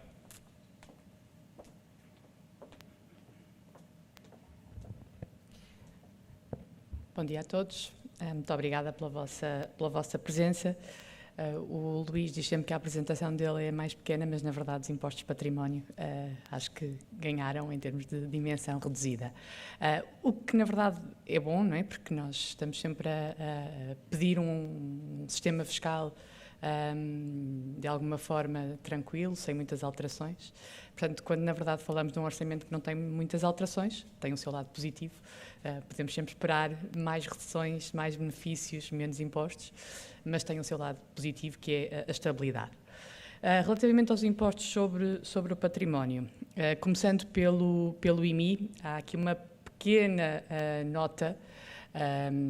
Taxas, bases mantêm-se, não há qualquer tipo de alteração, mas havia uma curiosidade no código que sempre que se pedia uma segunda avaliação dos prédios urbanos, por enfim, não haver uma concordância quanto ao VPT que tinha sido determinado, o código do IMI excluía a relevância do valor dessa segunda avaliação, quando ele estivesse distorcido face ao valor de mercado, para efeitos do próprio código do IMI. Ou seja, esse valor era relevante para efeitos de IRS, para efeitos de IRC, para efeitos de IMT, mas havia uma exclusão do mesmo para efeitos de IMI. Enfim, o que já era muito discutido e, portanto, na verdade, isto vem pôr termo a essa discussão e, portanto, sempre que tivermos uma segunda avaliação, ela é relevante, esse valor passa a ser relevante para efeito de todos os impostos para os quais o VPT é, de alguma forma, relevante. Passando então agora ao IMT. Esta isenção de IMT para a aquisição de prédios urbanos destinados à habitação, quando estivesse em causa um agregado familiar com rendimentos considerados, enfim, mais baixos, no caso que sejam inferiores a cerca de 153 mil euros, ela já existia, portanto a isenção não é nova. O que acontecia era que a forma como a norma estava escrita levantava algumas dúvidas sobre a forma de aplicação da isenção. E, portanto, o que se vem agora clarificar, que no fundo, enfim, já era de alguma forma o entendimento das próprias autoridades tributárias, é que a isenção, neste caso, tem de caráter automático e não depende de qualquer tipo de requerimento para a sua aplicação. Relativamente aos escalões para determinação da taxa de IMT, naquilo que se refere aos prédios urbanos destinados exclusivamente à habitação, há também um aumento de 1% do valor dos escalões. Portanto, é feito esse aumento. A relembrar que, para efeitos da região autónoma, os escalões têm uma redução, ou melhor, têm um incremento, tem aqui um coeficiente que é aplicado de 1,25 e que se mantém em vigor. Por outro lado, também aqui uma norma nova, que vem determinar que, para efeitos daquilo que é a determinação da taxa de IMT, nas situações em que se transmitem figuras parcelares do direito de propriedade, por exemplo, quando se transmite um usufruto separado da propriedade de raiz, a taxa que vai ser considerada nessa transação é a taxa, e portanto é o escalão, não é? E portanto a taxa correspondente ao escalão, onde se enquadrar o valor tributável da operação, seja o VPT, seja o valor acordado entre as partes, correspondente à transmissão da propriedade plena. Portanto, isto é meramente para efeitos de determinação da taxa. Portanto, aqui pode de facto haver um acréscimo do imposto a pagar, porque, enfim, a taxa será superior, porque necessariamente o VPT é considerado para a propriedade plena é superior, aliás, ao VPT associado a um direito meramente parcelar. Relativamente à incidência do IMT, A forma como a norma está regulada, não é? Há uma norma geral que diz que estão sujeitas a IMT as transmissões onerosas de direitos sobre bens imóveis, e depois, enfim, há um número 2 que determina que determinadas operações são também consideradas para este efeito e consideradas transmissões onerosas. E havia alguma discussão sobre se estas 3 categorias de operações que agora estão aqui listadas integravam já ou não por si só o conceito de transmissão onerosa, ainda que não constassem do elenco daquelas operações que estão no número 2, que se consideram assimiladas a transmissões onerosas. E estamos a falar de quê? Estamos a falar de entradas dos sócios com bens imóveis para a realização de prestações acessórias. Estamos a falar de reduções de capital que fossem, no fundo, pagas com a entrega aos sócios de bens imóveis, ou o reembolso de prestações acessórias, também não em dinheiro, mas também com a entrega de bens imóveis, e depois, enfim, uma mais particular no caso dos fundos de investimento imobiliário, mas a adjudicação de bens imóveis aos participantes nesses fundos. O que é que agora se vem acrescentar? Enfim, passa a ser textualmente previsto na lei que estas modalidades de operações integram também aquele elenco de operações que se consideram transmissões onerosas para efeitos da sujeição a IMT. Parece-me que vai haver aqui alguma discussão, enfim, no sentido de dizer que se houve necessidade de agora as prever especificamente, é porque então antes não eram consideradas transmissões onerosas, e, portanto, quando se fez a discussão no passado sobre o enquadramento destas operações e a sua sujeição a IMT, poderá haver aqui algum contencioso a surgir com a autoridade tributária. Porque, de facto, a norma não foi introduzida com caráter interpretativo, com caráter clarificador, e, portanto, será uma norma nova, uma nova sujeição que antes não existia. As isenções de IMT para imóveis ou para a reabilitação urbana, enfim, não é nada de novo, só recordar que essas isenções existem não apenas para quem faz a compra para proceder à reabilitação, mas também quem faz a primeira aquisição do imóvel após a reabilitação. Nos últimos anos já tem havido a agregação de normas que estavam dispersas até por vários códigos, não apenas por vários artigos, mas por vários códigos, num único, agora está no artigo 45 do Estatuto dos Benefícios Fiscais.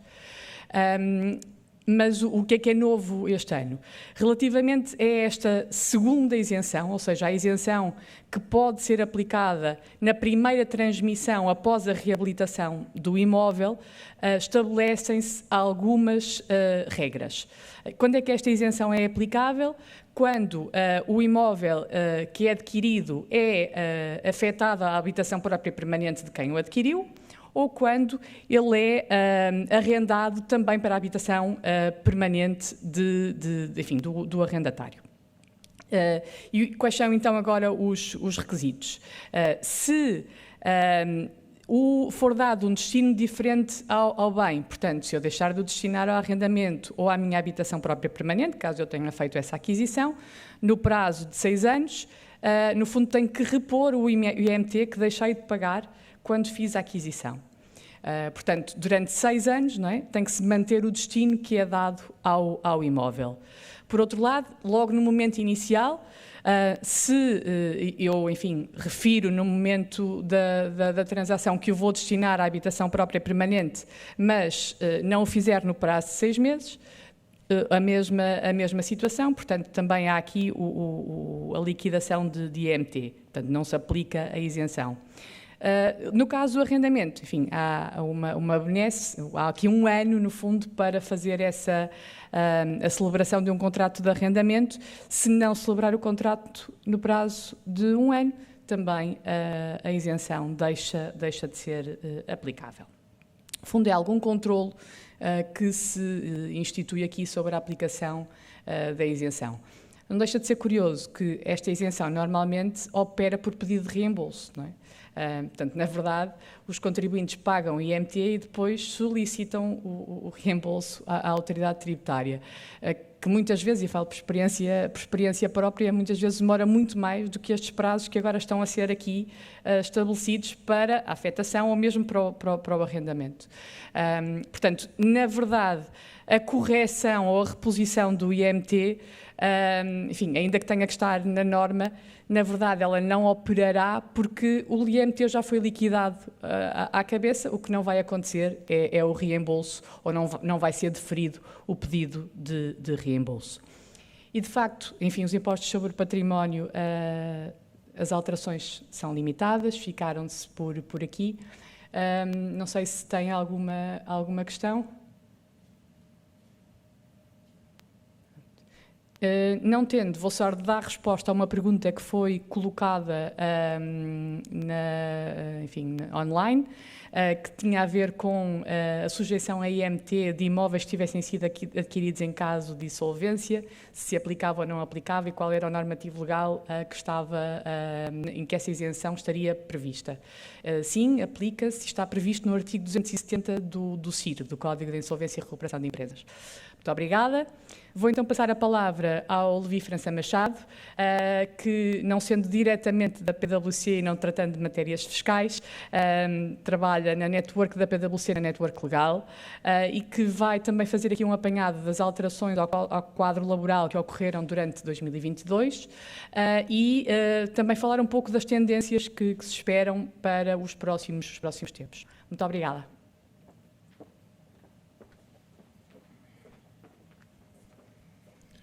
Bom dia a todos. É um gosto acabar eu aqui estas intervenções técnicas e é um gosto voltar aqui aos Açores. Tenho aqui muita família e não sei o que esta terra tem, mas não nasci aqui, mas estou completamente em casa, portanto é mesmo um prazer muito grande estar aqui com este painel muito ilustre e perante vocês todos. Pronto. Nós todos já ouvimos falar imenso da palavra sustentabilidade. Normalmente estamos habituados a ouvir falar da palavra sustentabilidade no ambiente, menos habituados a ouvir falar da palavra sustentabilidade na área social e na área do governance. Eu falo-vos aqui um bocadinho na área do que é que pode... Todas as medidas que vos vou falar acabam por tocar naquilo que é o futuro da sustentabilidade, medidas que já estão a ser pensadas e implementadas na área da sustentabilidade social. Os meus colegas, naturalmente, falaram também da sustentabilidade e tratam da área da sustentabilidade fiscal e da área da sustentabilidade em matéria de governance. O que é que eu vos trago? Trago-vos aqui novidades imediatas, portanto, preocupações às quais as empresas têm que atender já. Trago-vos aqui uma tendência que, na minha opinião, é das coisas mais importantes que temos para falar e trago-vos aqui aquilo que poderá ser, vai ser naturalmente o futuro. Pronto. Primeira medida que é para já. Já, entenda-se, daqui a 16 dias entra em vigor a obrigação das empresas com mais de 50 trabalhadores passarem a implementar e a deter canais de denúncia. Existem muitas empresas que já tinham canais de denúncia, aquele e-mail clássico do denunciaqui@açores.pt, seja Açores, chamem-lhe o que quiserem, naturalmente. Era um e-mail, mas que, e atenção, e a denúncia pode continuar a ser encaminhada via esse e-mail, só não estou certo é que esse e-mail consiga garantir com todos os requisitos que estão previstos na lei agora no tratamento destas denúncias. O que é uma denúncia? Uma denúncia é tudo o que sejam irregularidades detectadas, é tudo o que sejam infrações. A denúncia pode ser apresentada via canais internos, que é aquilo que as empresas passam a estar obrigadas a ter, ou via canais externos. Quando é que eu apresento uma ou quando é que eu apresento outra? Uma denúncia interna eu apresento-a, naturalmente, quando detectei uma irregularidade ou uma infração no seio da empresa e as denúncias externas é uma alternativa à denúncia interna. A denúncia externa eu apresento-a ou quando a infração ou a irregularidade representa um crime, ou quando representa a prática de uma contornação cuja coima é superior a 50 mil euros, ou quando existem outras razões, mas não vos vou amassar com todas naturalmente, até porque temos tempo limitado, mas, nomeadamente, quando eu sei ou acho que a minha denúncia não vai ser bem tratada ou encaminhada internamente com os mecanismos que existem, recorro aos mecanismos externos, está bem? Quem é que pode ser um denunciante? Bem, aqui é um mundo, porque pode ser toda e qualquer pessoa, não é? Pronto, a lei não fala em clientes, mas eu acho que em toda a estrutura de uma organização é mesmo só os clientes em que a lei não fala. A maior parte dos nossos clientes que estão a implementar estão ou não estão a estender isto a clientes. Muitos estão, temos um muito grande, que não vou falar aqui, mas por acaso o assunto é público, que estendeu a clientes. Mas cabe um bocado a cada empresa decidir se estende ou se não estende a clientes. Como é que a denúncia se apresenta? Apresenta-se via voz, via gravação, via escrita, e-mail ou por carta, ou via um software, portanto online, que é o que vai ser mais comum, porque o online, via plataforma online, é aquilo em que é a modalidade que nos vai permitir, de uma forma mais exaustiva, garantir todos os procedimentos e todos os requisitos que as empresas passam a ter no tratamento destas denúncias. Porquê? Porque eu passo a ter que garantir confidencialidade absoluta, tanto da pessoa que denuncia como do denunciado, passo a ter que garantir o anonimato passa a ter que garantir a confidencialidade do tema, passa a ter que garantir o anonimato tanto da pessoa que denuncia como do denunciado, passo a ter que reagir e garantir uma investigação exaustiva à denúncia que me é feita e passo naturalmente a ter que reagir, passo a ter prazos, passo a ter coisa que não tinha antes. Antes as empresas tinham canais de denúncia e geriam-nos de forma voluntária, agora eu passo a ter que responder no prazo de 7 dias quando recebo uma denúncia dizendo ao denunciante, ainda que anonimamente, o que é que vou fazer e quais é que são os canais de denúncia externa, se existirem, aplicáveis. Isto vai passar a exigir que as empresas que tenham mais de 50 trabalhadores passem a ter um conhecimento grande que neste momento não têm, daí muitos destes temas estarem a ser externalizados, depende naturalmente da dimensão da empresa, porque a maior parte das empresas não tem conhecimento para gerir, e quando digo a maior parte é mesmo a maior parte, não tem conhecimento suficiente para gerir este tema. Dicas e relativamente ao tema, o que é muito importante para uma empresa que esteja abrangida por esta obrigação? Passar a fazer um levantamento de tudo o que sejam as suas necessidades, um mapeamento das suas necessidades. É muito, muito importante que estas empresas tenham manuais internos para reporte de irregularidades, para evitar ou para garantir que dê informação às pessoas sobre o que é que são irregularidades denunciáveis, para garantir aquilo que já aconteceu em alguns clientes nossos, em que receberam denúncias para os avisarem que falta fruta na copa. Portanto, como o canal de denúncia não serve a este propósito, e isto é literalmente um exemplo que já aconteceu também, portanto, para evitar este tema, é muito importante que as pessoas tenham formação e que as pessoas percebam. Eu só consigo gerir, naturalmente, e transmitir informação às minhas pessoas, portanto, aos meus trabalhadores, tudo o que sejam os fornecedores, porque os denunciantes podem ser fornecedores, podem ser ex-trabalhadores, podem ser candidatos a emprego, pode ser o trabalho temporário, pode ser toda a gente, todo o universo, aquilo que a lei não estende é a clientes, e ainda assim há muita gente que estende a clientes. Portanto, eu dentro do universo que controlo, que são os meus trabalhadores, convinha eu dar-lhes formação para garantir que não recebo, que não tenho uma inundação no canal por causa do café ou da fruta que não está na copa. Pronto. Outra coisa muito importante é quem recebe denúncias ter também um guião para saber como atuar e como responder face a cada denúncia, a cada tipo de denúncia. Isto é importantíssimo fazer, caso contrário, o que vai acontecer é uma perversão completa do que é o canal de denúncia, porque o canal de denúncia surge na lógica, lá está, da dita sustentabilidade em matéria social e de governance, para garantir que, em matéria de lavagem de dinheiro, em matéria de irregularidades financeiras, em matéria clássica de assédios no local de trabalho, que passe a haver um mecanismo seguro para as pessoas denunciarem. Pronto. E, portanto, isto são dicas que eu vos passo. Como vos digo, o software é provavelmente a melhor solução para garantir todas estas respostas. Eu passo a ter que, como dizia, no prazo de 7 dias a ter que dar uma resposta e passo a ter que, no prazo de 3 meses, dizer o que é que fiz ou o que é que vou fazer. Passo a ter que dar respostas no prazo de 15 dias sobre o que é que estou a fazer se me for feita essa pergunta. Portanto, as obrigações são mais que muitas. Eu tenho que nomear pessoas específicas para tratarem do tema, para garantir que fica sempre, o tema fica sempre circunscrito a um grupo muito restrito de pessoas e assim garantir as ditas confidencialidades e anonimatos. Portanto, aquele dito e-mail que antes existia em muitas organizações deixa de fazer sentido.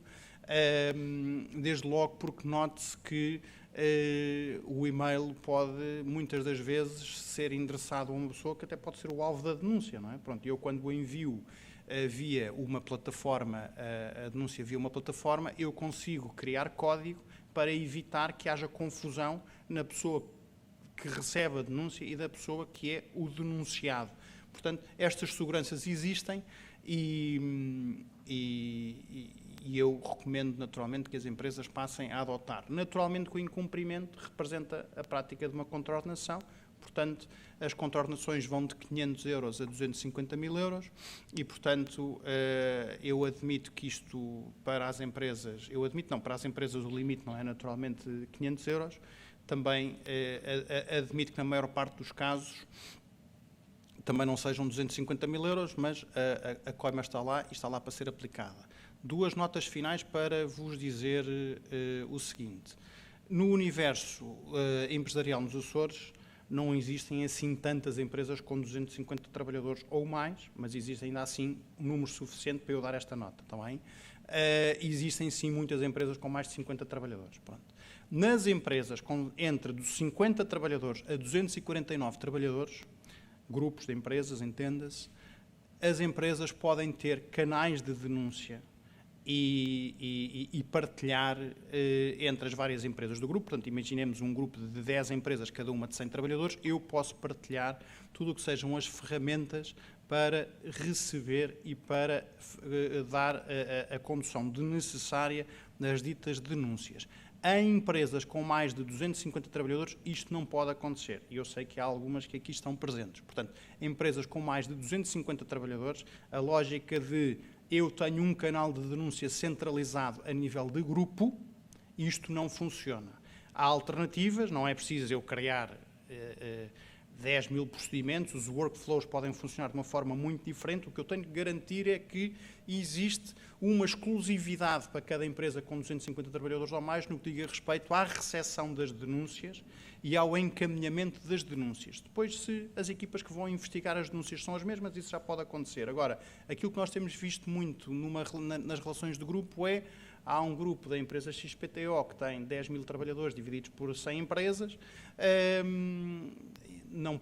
Isto não pode acontecer e existir um único canal de denúncia transversal a todo o grupo. Pronto. Portanto, isto é uma das notas que eu vos dou sobre este tema final e só uma última final. Naturalmente que quando eu trato de denúncias, eu trato de dados. E, portanto, o workflow na proteção de dados tem que ser completamente garantido. E se as coimas à portuguesa são entre 500 a 250 mil euros, e isto não mete medo a quase ninguém, porque as coimas tendencialmente são aplicadas pelo mínimo em Portugal, as coimas na proteção de dados já metem um bocadinho mais de respeito, e isto é um tema, está bem? Porque os dados são, na maior parte dos casos, sensíveis e o workflow tem que ser completamente garantido e protegido. Portanto, isto tem que estar em articulação absoluta com a área de RGPD das empresas, está bem? E isto relativamente a uma das novidades. Repetir, dia 18 de junho isto entra em vigor, está bem? Deste ano. Só para que fique claro. A outra novidade que a maior parte das empresas não sabe, isto já é uma lei de 2019, mas as empresas com mais de 75 trabalhadores passam a estar obrigadas, a partir de 1 de fevereiro de 2000, e as empresas com mais de 60, ou melhor, vou reiniciar. As empresas com mais de 75 trabalhadores passam a estar obrigadas a ter um quadro de pessoal a ter uma cota de trabalhadores portadores de deficiência correspondente ou não inferior a 1% do seu quadro de pessoal. As empresas com mais de 250 trabalhadores passam a ter esta cota, são 2%. Nas empresas com mais de 100 trabalhadores, esta obrigação existe e entra em vigor no dia 1 de fevereiro de 2023.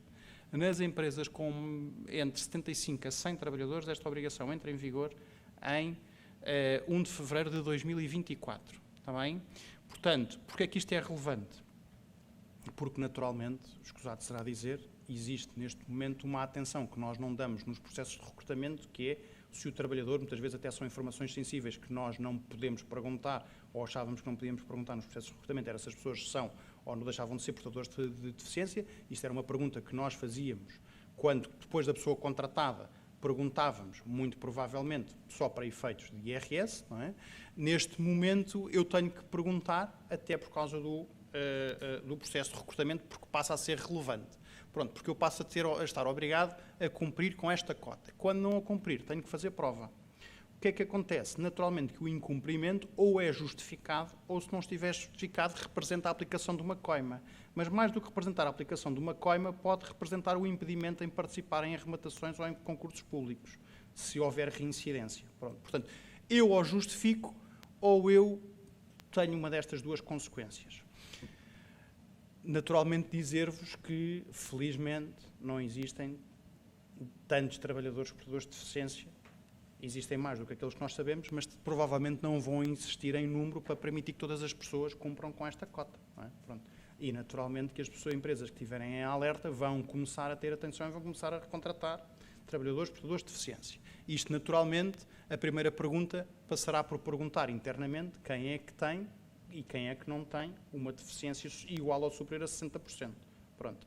Portanto, isto é uma obrigação que entra em vigor para as empresas com mais de 100 trabalhadores a partir de 1 de fevereiro de 2023.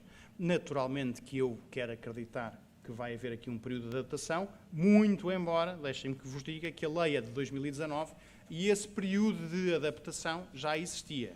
As empresas já estavam obrigadas até agora em garantir que, eu agora não me recordo da percentagem exata, em que uma determinada percentagem das suas novas contratações já serviriam para cumprir com esta cota. Portanto, esta obrigação já existia desde 2019 e a maior parte das empresas não sabia.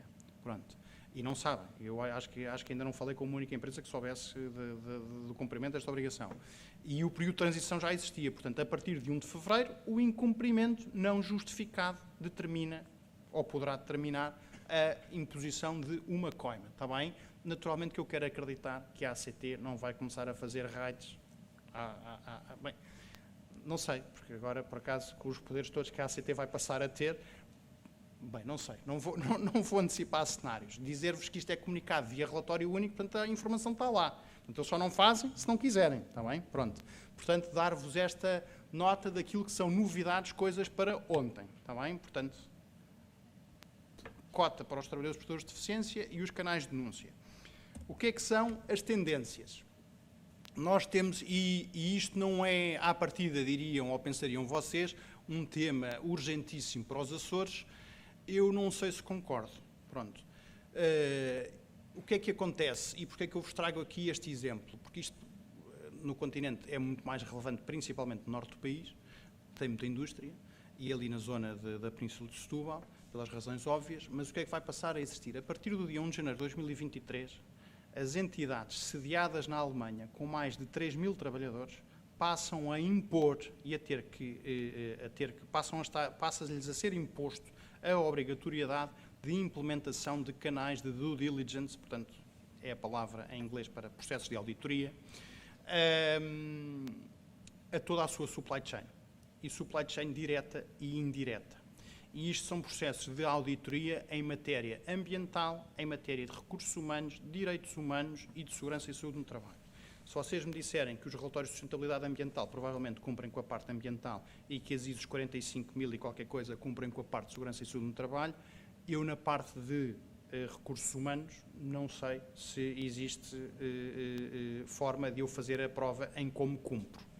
E o eu cumprir, e porque é que isto é relevante? Porque isto é claramente uma tendência que começou na Alemanha. A Alemanha, inclusivamente, propôs e foi apresentada uma proposta diretiva ao Parlamento e ao Conselho Europeus, agora em fevereiro de 2023, e isto vai passar a ser uma obrigação em Portugal dentro de 4 ou 5 anos, não há dúvida nenhuma. O que eu acho é que, em termos práticos e para muitas empresas, principalmente para as grandes, isto vai passar a ser uma realidade, ou já é, ou vai passar a ser muito, muito em breve. Esta obrigação de processos de due diligence na supply chain, a supply chain é direta ou indireta. E quando a lei define, a lei alemã define o que é a supply chain indireta, isto o que quer dizer basicamente é que eu tenho que garantir à empresa alemã que todos os meus fornecedores, e desde a matéria-prima até ao consumidor final, atenção, que cumprem com tudo o que sejam matérias de ambientais, requisitos mínimos ambientais, direitos humanos, recursos humanos, segurança e saúde no trabalho. Isto é relevantíssimo, porque naturalmente os senhores vão passar a ser impostos com contratos em que ou vos é imposto o incumprimento desta obrigação, ainda que não seja uma obrigação em Portugal, mas eles são obrigados naturalmente em garantir que toda a sua supply chain cumpre com isto. Portanto, se vocês, naturalmente, não tiverem as vossas empresas, e a maior parte, eu tanto quanto sei daquilo que vi, 2019, 2020 e 2021, as empresas que exportam para a Alemanha cabem nas duas mãos, e eu, pessoalmente, acho que cabem numa, do que me recordo, pronto, são 4 ou 5, são muito poucas as empresas que exportam diretamente para a Alemanha. As empresas que indiretamente exportam para a Alemanha devem ser imensas, pronto. E, portanto, o cuidado aqui a ter, e isto é uma tendência, isto também já existe em França, só para terem aqui uma noção, isto é claramente uma tendência, cabe dentro do dito tema da sustentabilidade também social, que eu vos falava há bocadinho, e isto, eu não tenho dúvidas nenhumas que isto, ou as empresas passam a cumprir, e isto pode ser cumprir com overtime, está bem? Com trabalho suplementar. Porque uma das coisas que é imposto pela lei alemã é garantir que há sustentabilidade, lá está outra vez a palavra, na relação de trabalho em toda a supply chain. Portanto, que eu, para garantir que estou a vender um produto ao meu cliente, o meu fornecedor não está a impor um ónus na relação de trabalho aos seus trabalhadores. Pronto. Isto é um tema, e é, na minha opinião, um tema muitíssimo importante. Porquê? Porque as coimas não são à la portuguesa. As coimas na Alemanha podem representar 2% do volume de negócios, está bem, das empresas. E, naturalmente, que eu, se fosse empresa na Alemanha e tivesse fornecedores em Portugal, os meus contratos na cadeia por ali abaixo ia tentar repercutir, na medida do possível, a responsabilidade no fornecedor, não é? Pronto. Naturalmente que muitas das vossas empresas forem grandes e se tiverem já onde ter auditorias por parte dos vossos clientes, não é? Para garantir que cumprem aqui com uma série destes temas. Algumas empresas nós sabemos que sim, algumas delas sabemos que sim e estão aqui presentes. Mas isto não tem que ver com eu sou pequeno produtor ou eu sou grande produtor. Eu não sei como é que vai ficar a produção artesanal, honestamente. Pronto. Admito que a tendência seja para garantir que quem não cumpre deixa de ter contratos. Pronto. Portanto, isto é uma coisa que está a acontecer, já existia, está a acontecer e vai continuar a acontecer. Está bem? Portanto, isto é um alerta de uma tendência, na minha opinião, muitíssimo importante, porque isto representa negócios, está bem? E o resto que vos estou a falar representa incumprimento de disposições legais, portanto pode representar responsabilidade civil ou controle nacional, ou impedimentos em sanção acessórias de participar em concursos públicos, mas, que também é negócio, naturalmente, mas isto é um tema que me diria que é, para algumas empresas, eu diria que não todas, mas para algumas empresas é um tema muitíssimo importante. Pronto. E o último tema que vos trago para não vos maçar mais, tem que ver com o que é que são as futuras alterações. Pronto. Nós sabemos que neste momento temos um governo de maioria absoluta, que vai naturalmente avançar, e já avançou, portanto, tudo o que aqui está, eu não tive acesso ainda à proposta de lei que vai ser, ou melhor, já tive, mas não tive acesso à proposta de lei que vai ser votada e que vai ser publicada, mas eu admito que a proposta de lei tenha muito que ver com aquela que foi, ou seja, quase copy-paste, como foi o Orçamento de Estado, daquela que foi apresentada no verão e que foi à concertação social e discutida já no Parlamento. Pronto, portanto, o que é que nós vamos ter em termos de o que é que são os grandes chavões do trabalho digno? Há aqui dois que eu posso já antecipar que não estão aqui, que é o trabalho suplementar e aquela dita taxa extraordinária para os contratos, que é o acréscimo na taxa, na TSU, para as empresas que contratem trabalhadores a termo em excesso da média do setor. Portanto, isto é um tema que vai ser deixado lá mais para o final do ano, mas provavelmente vai avançar, porque o Governo já se comprometeu com isto. Portanto, admito que vai avançar, assim como o aumento do trabalho suplementar, muito provavelmente também vai aumentar. Portanto, aqui para as equipas de contabilidade, contem com isso, pronto, lá para o final do ano. Portanto, vai aumentar e vai aumentar para os valores, mais ou menos, é um regime um bocado híbrido, mas parecido com aquilo que existia antes da redução que temos atualmente. Vai ter aqui um género de um rapel em função do número de horas de trabalho suplementar que as pessoas passem a registar. Pronto.